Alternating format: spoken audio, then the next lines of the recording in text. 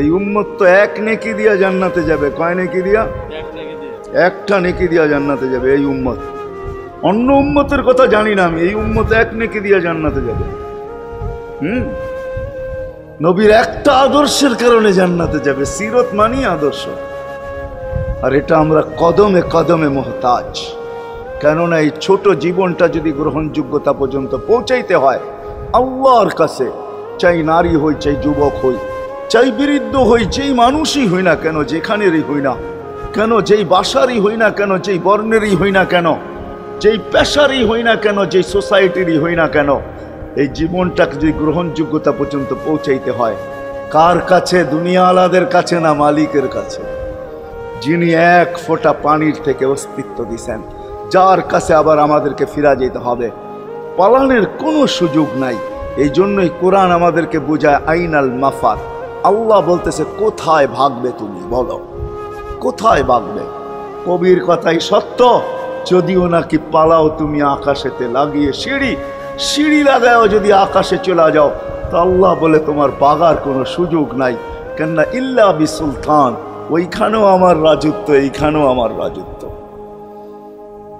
Dino আমার রাজত্ব, বামে আগে পিছে উপরে নিচে সর্বত্র আমার রাজত্ব। আমার রাজত্বের বাহিরে যাওয়ার ক্ষমতা তোমাদের নাই।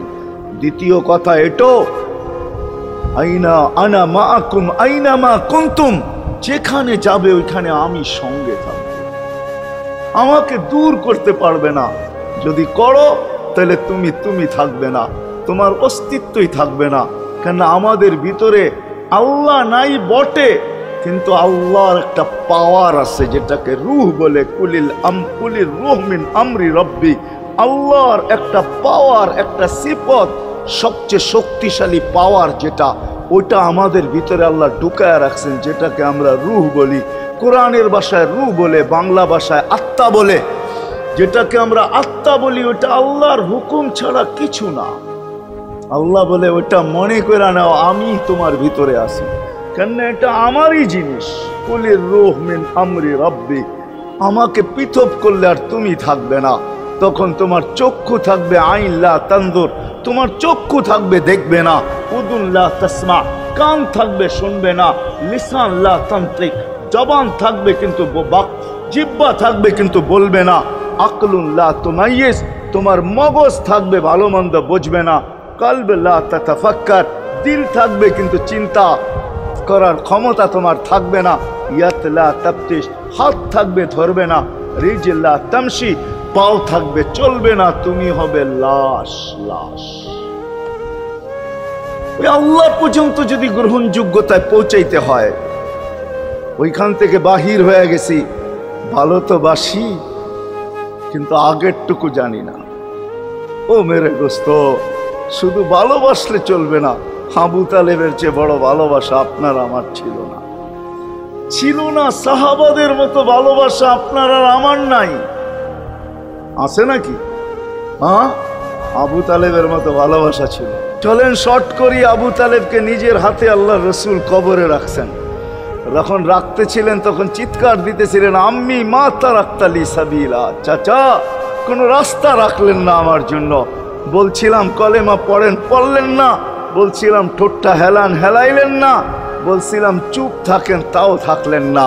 সর্বশেষ একটা চিৎকার দিলেন, আলা মিল্লাতি আব্দুল মুত্তালিব, আব্দুল মুত্তালিবের ধর্মের উপরে চলে যেতেছি। এই কথা বইলা দুনিয়ার থেকে বিদায় নিলেন। চুপও যদি থাকতেন তো আমার জন্য কোনো সুযোগ হইতো। চাচা, ও চাচা, আমার জন্য কোনো রাস্তা রাখলেন না। ভালোবাসা কাজে দিবে না। এই জন্য চলেন, জীবনটাকে গ্রহণযোগ্যতা পর্যন্ত পৌঁছাইতে হইলে কদমে কদমে মুহাম্মদুর রাসূলুল্লাহর আদর্শ লাগবে। যেটাকে আরবি ভাষায় সিরাত বলে, যেটাকে কেরিয়ার বলে। আল্লাহর রসুলের কেরিয়ার লাগবে, আল্লাহর রসুলের আদর্শ লাগবে, আল্লাহর রসুলের সিরত লাগবে, আল্লাহর রসুলের চরিত্র লাগবে। এই জন্যই আল্লাহ কোরআনে বলছেন, লাকাদ কানা লাকুম ফি রাসূলিল্লাহি উসওয়াতুন হাসানা। তোমরা লিমান কানা ইয়ারজুল্লাহ, তোমরা যদি আমাকে পাইতে চাও তাহলে আমার আদর্শ সহজ করছেন, কঠিন করেন নাই। আল্লাহ কঠিন করতে পারতেন, আল্লাহ সহজ করছেন। কেননা আসলে উদ্দেশ্য ছিল আল্লাহকেই মানা, আল্লাহকে মানা উদ্দেশ্য ছিল। কিন্তু আল্লাহকে চোখে দেখা যায় না, মানবে তো মানবে কি কইরা? আল্লাহর কথা শোনা যায় না, তো আল্লাহকে মানবে তো মানবে কি কইরা? আল্লাহকে তো দেখা যায় না, আল্লাহকে তো আল্লাহর কথা শোনা যায় না, আল্লাহকে ধ্যান ধারণায় আনা যায় না, কোনো ধ্যান ধারণার ভিতরে আনা যায় না যে আল্লাহর আকৃতি এরকম। আল্লাহকে ধ্যান ধারণায় আনা যায় না, বর্ণনা দিয়া শেষ করা যায় না। আল্লাহর বর্ণনা দিয়ে কেউ শেষ করতে পারবে না। কোরআন বড় কিছু আমাদেরকে বুঝাইছেন, অনেক বুঝাইছেন যে আল্লাহর বর্ণনা দিয়ে শেষ করা যাবে না। আল্লাহ শুধু আল্লাহ না, 99 নাম দেখলেই বোঝা যায় যে আল্লাহকে। আল্লাহ শুধু আল্লাহ না, আল্লাহ 99টা পদের অধিকারী। বিদায় আল্লাহ ধরা ছোঁয়ার বাহিরে আল্লাহ মানুষ প্রশ্ন করতে পারে, আপনাকে মানবো তো মানবো কি কইরা, পাবো তো পাবো কি কইরা? তো আল্লাহ আসান করছেন যে আমার নবীর আদর্শের ভিতরে আমি লুকায়িত আছি। ফুলের ভিতরে যেরকম ঘেরান লুকায়িত থাকে, আমার নবীর আদর্শের ভিতরে আমি লুকায়িত। নবীর আদর্শ মানতে থাকবে, আমাকে পাইতে থাকবে।